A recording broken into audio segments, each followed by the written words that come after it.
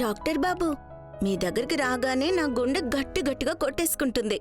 ఇంకా నా ఊపిరి, నా బుర్ర స్క్రూలు లూజ్ అయిపోయి ఎక్కడ పడిపోతాయో ఏంటో. కొంచెం దేనిక్కడ ఏదైనా మందుంటే ఇవ్వండి.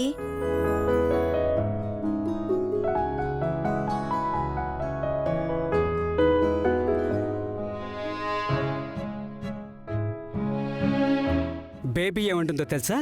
మమ్మీ, నువ్వు దేని గురించి ఏం టెన్షన్ పడకు, మా నాన్న చాలా స్మార్ట్, అన్నీ చూసుకుంటాడు అని. అలాగా? ఏది నన్ను ఒకసారి చూడు నువ్వు.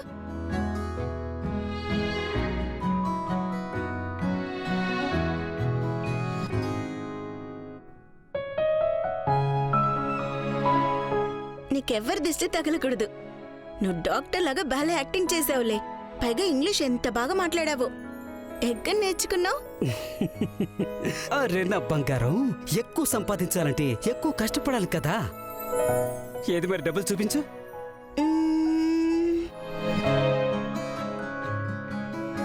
అరే ఓరి దేవుడా, భలే ఉన్నాయి, ఎంత బాగున్నాయో. సరే విను, నువ్వు తెచ్చిన సబ్బుతో నేను తాళం చెవి చేయించాను. ఇక ఛాన్స్ దొరకని మొత్తం డబ్బంతా తీసుకొచ్చేసాయి. ఆ తర్వాత మనం మన సుఖ సంతోషాల కుటుంబం ఇక్కడి నుంచి తుర్ర్. పాపం, తన హస్బెండ్ ఉన్నాడు చూడు, అతనికి బ్యాండ్ పడిపోయేలా ఉంది. నువ్విలారా బంగారం, అది మొగుడు పెళ్ళాల విషయం, అది వాళ్ళు చూసుకుంటారు, మనకెందుకు? మనకి డబ్బు వస్తుంది చాలు. ఏది ఇది చూపించు.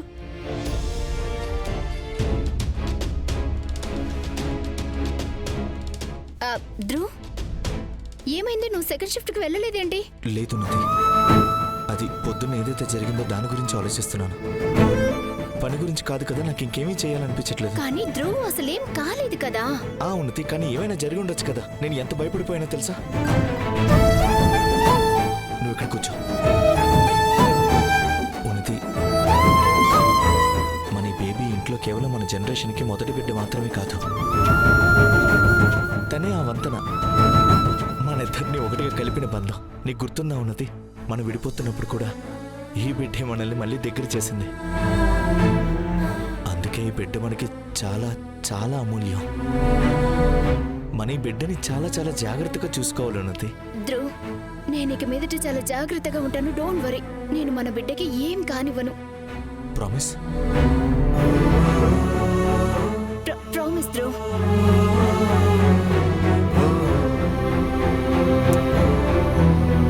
నేను వెళ్ళొస్తాను. ధ్రువ్, నేను నీకు మాటల్లో చెప్పలేను. నీ కళ్ళల్లో మన బిడ్డ కోసం ఇంత ప్రేమ చూపిస్తున్నప్పుడు నాకు ఎలా అనిపిస్తుందో.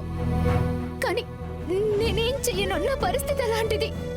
నా దగ్గర వేరే దారి లేదు మన బంధం తెగకుండా ఉండడానికి. I'm really sorry.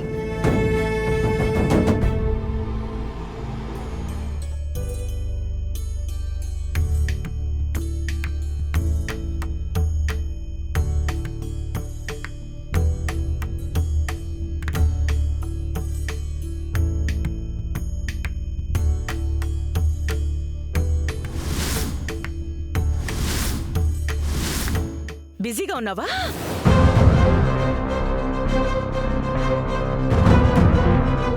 ఏమైంది? ఒంట్లో బాగానే ఉందా? అది మీరు హఠాత్తుగా గదిలోకి వచ్చేసరికి నేను ఒక్కసారిగా భయపడిపోయాను. నువ్వు రెస్ట్ తీసుకో, నేను తర్వాత వస్తానులే. లేదు లేదు, ఆగండి. నా ఉద్దేశం అది కాదు. మీరు ఏదైనా పని మీద వచ్చారా? నేను క్షమాపణ చెప్పడానికి వచ్చాను. నేను ఆ ప్రెస్ కాన్ఫరెన్స్ పెట్టాను, అందుకే నువ్వు నా మీద కోపంగా ఉన్నావు కదా. లేదు శైలజ, నాకు అసలేం కోపం లేదు. నేను అర్థం చేసుకోగలను, మీ పద్ధతి సరైనది కాదేమో, కానీ మీ ఉద్దేశం అయితే మంచిదే కదా. నేను ఈ ఇంట్లో లేనప్పుడు రాఘవ్ని, ఉన్నతిని మీరే పెంచి పెద్ద చేశారు. మీరే అన్నీ చూసుకున్నారు, చాలా చక్కగా పెంచారు. మీరు నిజంగా యశోదమ్మలాని ఎప్పుడూ మీ కృష్ణుడి మంచే కోరుకున్నారు కదా.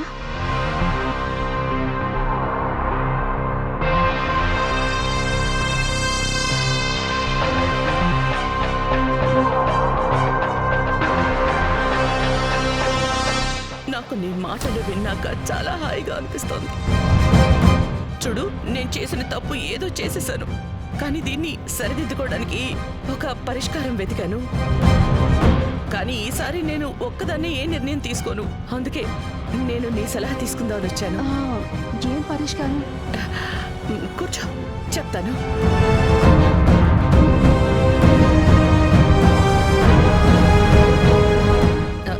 నర్మదా, నాకేమనిపిస్తోందంటే అసలు సగం సమస్య ఏంటో తెలుసా?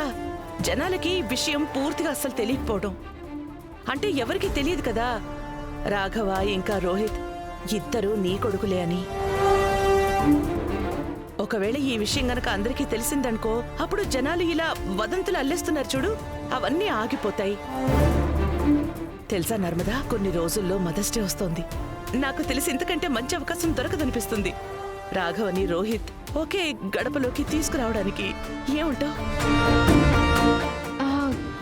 కానీ నాకు తెలుసు వినడానికి కొంచెం విడ్డూరంగా ఉంటుంది, కానీ నువ్వు చూసావుగా, ఈ మధ్య రాఘవ్కి రోహిత్ నీ దగ్గర ఉన్నా సరే కాస్త ఇబ్బంది పడినట్టుగానే అనిపిస్తోంది. తను ఎప్పుడైనా రోహిత్ ని చూసినప్పుడు ఈ మధ్య అయితే చిరాకు పడట్లేదు, ఏం కోపడట్లేదు. నీకు తెలుసా, ప్రెస్ కాన్ఫరెన్స్ లో రోహిత్ నోటికి ఏది తోస్తే అది మాట్లాడాడు. తనకేమనిపించిందో అలాగే చేశాడు. కానీ రాఘవ ఒక్క మాట కూడా మాట్లాడలేదు. తను శాంతంగా మొత్తం అంతా సముదాయించాడు.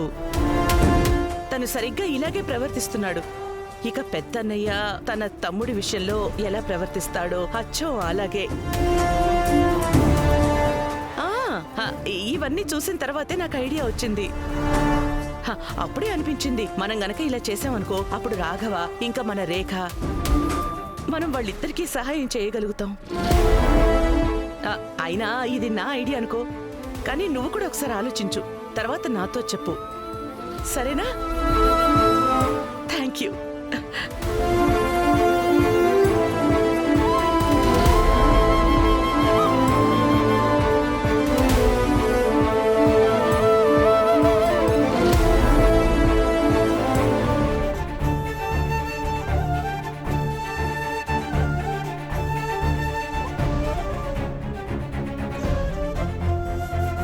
రోహిత్ ఏదైతే చేశాడో అదేం తప్పు కాదు.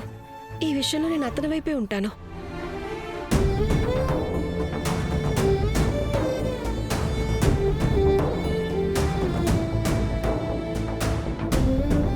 వద్దు, నేను రాఖీ కట్టించుకోను.